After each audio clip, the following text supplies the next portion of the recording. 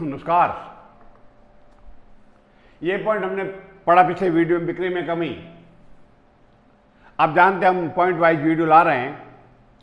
अब बिक्री में कमी को गुणा करना है सकल लाभ की दर से, शॉर्ट सेल को गुणा करना है सकल लाभ की दर से, तो मालूम पड़ेगा लॉस कितना हुआ। तो यह मैं आपको बताने जा रहा हूं सकल लाभ की दर। बिक्री में कमी हम ज्ञात कर चुके हैं जो कि 1,50,000 में लिख लेता हूं ताकि जब सॉल्व करेंगे तो हमें मालूम पड़ेगा कि 1,50,000 हमने ये ज्ञात कर लिया था। अब पॉइंट है सकल लाभ की दर कैसे ज्ञात की जाएगी। सकल लाभ की दर ज्ञात करने के लिए जो कंसेप्ट है वो बहुत आसान है, बहुत आसान है। अगर आपको सकल लाभ की दर ज्ञात करनी है तो सिंपल फॉर्मूला होगा सकल लाभ की दर बराबर शुद्ध लाभ प्लस बीमित स्तर व्यय अपॉन नेट सेल पूरे को ब्रैकेट में इनटू 100, अर्थात net profit plus FIC upon net cell into 100। अब पहला तो कंसेप्ट एक ले रखो, सकल लाभ की दर ज्ञात करने में 3 पॉइंट है। पहला शुद्ध लाभ, सेकंड बीमित स्तर व्यय और अपॉन नेट सेल और इनटू 100। ये तीनों ही पॉइंट रट के रखना है, चालू वर्ष के नहीं हैं, आग लगने वाले वर्ष के नहीं हैं। ये तीनों ही पॉइंट, चाहे वो नेट प्रॉफिट है, चाहे FIC है और चाहे नेट सेल है, ये तीनों ही पिछले वर्ष के लेने हैं। अगर आग लगी 23-24 में तो ये आपको लेने 22-23 की।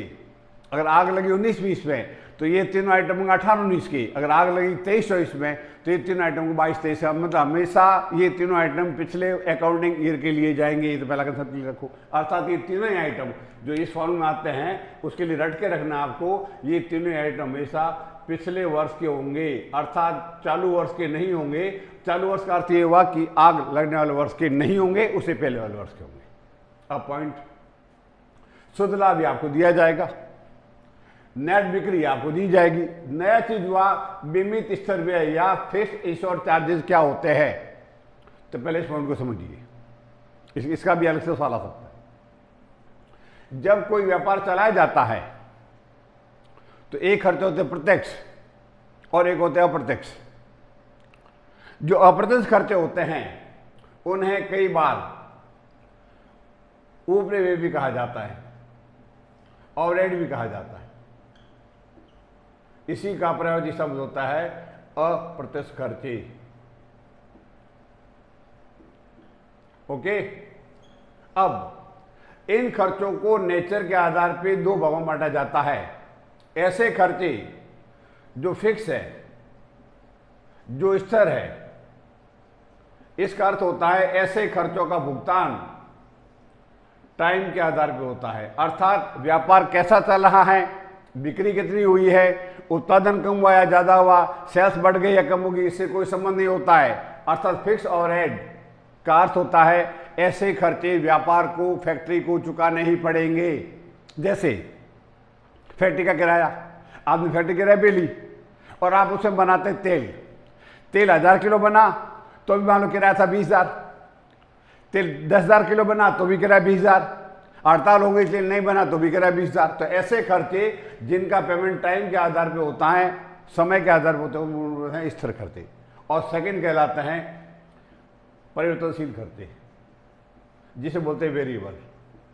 तो ये वेरिएबल खर्चे वो खर्चे होते हैं जो उत्पादन के आधार पे कम या ज़्यादा हो सकते हैं, बिक्री के साथ कम या ज़्यादा हो सकते हैं। ये होते हैं परिवर्तनशील, ये होते हैं फिक्स। जैसे आप एजेंट को कमीशन देते हो सेल का 2%, उसे 1 लाख सेल की तो 2,000 दोगे, उसे 10 लाख सेल की तो 20,000 दोगे। तो ये खर्चे होते हैं जिनका भुगतान अपन उत्पादन या बिक्री के आधार पर करते हो, कहलाते वेरिएबल, ये कहलाते फिक्स। इस चैप्टर में आपको फिक्स खर्चों में उन खर्चों को ध्यान में रखना है जिसका बीमा कराया गया था, अर्थात फिक्स खर्चों के 2 पार्ट है, एक जिसका इंश्योरेंस करवाया था और एक जिसका इंश्योरेंस नहीं करवाया था। अब मैं जो मानता हूं एग्जाम्पल, पहला फिक्स खर्चे कुल थे 6000, ये मैं जूम कर रहा हूं। इनमें से इंश्योरेंस करवाया गया था 4000 का और 2000 का इंश्योरेंस नहीं करवाया गया था और वेरिएबल खर्चे थे 18000 के। तो ध्यान ये रखिए, इस प्रॉब्लम में केवल बीमित स्तर व्यय काम आएंगे, अर्थात ये 4000 ही काम आएगा, न ये काम आएगा और न ये काम आएगा। इसलिए एग्जाम में अगर आपके सवाल आ जाए कि बीमित स्तर व्यय का अर्थ क्या होता है, तो सिंपल आंसर, फिक्स ओवरहेड में से जिन खर्चों का बीमा कराया गया था वो कहलाता है बीमित स्तर व्यय।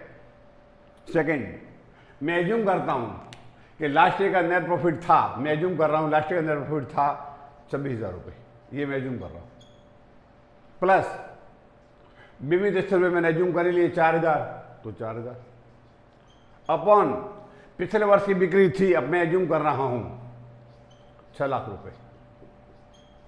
तो सिंपल इंटू 100 करना ही है, तो 30,000 अपॉन 6 लाख इंटू 100, 1 2 3 4 5, 1 2 3 4 और 5। देखिए 30/6 5%, अर्थात सकल लाभ की दर 5% है, ये आपने ज्ञात कर ली। तो अगर आपको एग्जाम में सीधा के लिए पूछा जाए कि सकल लाभ की दर ज्ञात कीजिए, तो 5 सवाल आपको याद रखना है। पहला नंबर 1, सकल लाभ की दर जो ग्रॉस प्रॉफिट की रेट को ज्ञात करने में आग लगने वाला वर्ष या करंट ईयर काम नहीं आएगा। नंबर 2, जीपी रेट या सकल लाभ की दर ज्ञात करने में प्रीवियस अकाउंटिंग ईयर काम आएगा। अगर आग लगी 23-24 में तो डाटा काम आएंगे 22-23 के। नंबर 3, इसका सूत्र है net profit plus FIC fix ensure charges upon net cell into 100। Net profit आपको दिया जाएगा जो हमने माना 26,000।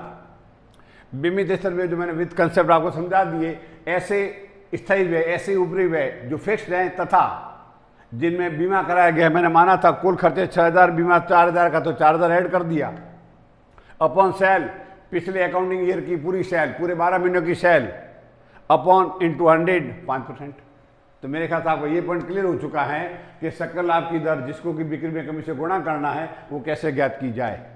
अब सिंपल, इस एग्जाम्पल में आपको ज्ञात करना था लाभ की हानि, तो सारे पॉइंट आपके क्लियर हो चुके हैं। आपने शॉर्ट सेल ज्ञात कर लिया 1,50,000 रुपये, 1,20,000 इंटू आपने सकल लाभ की दर ज्ञात कर ली जो आई 5%, तो 5/100 अर्थात 7,500 रुपये। इसको कहा जाएगा बिक्री में, सॉरी, इसको कहा जाएगा परिणामी हानि या इसी का नाम है लाभ की हानि, अर्थात बिक्री में कमी आने के कारण आप 7,500 रुपये नहीं कमा पाए।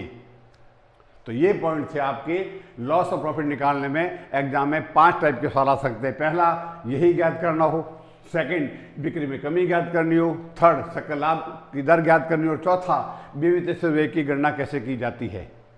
तो ये पॉइंट आपका क्लियर हो चुका है। ईश्वर से दुआ करता हूँ आपका एक एक पॉइंट क्लियर हो, आपके सारे सवाल अकाउंटेंसी में सही हो जाए। दुआ हमारी है, ईश्वर सुनेगा जरूर, मेहनत आपकी, नसीब आपका है।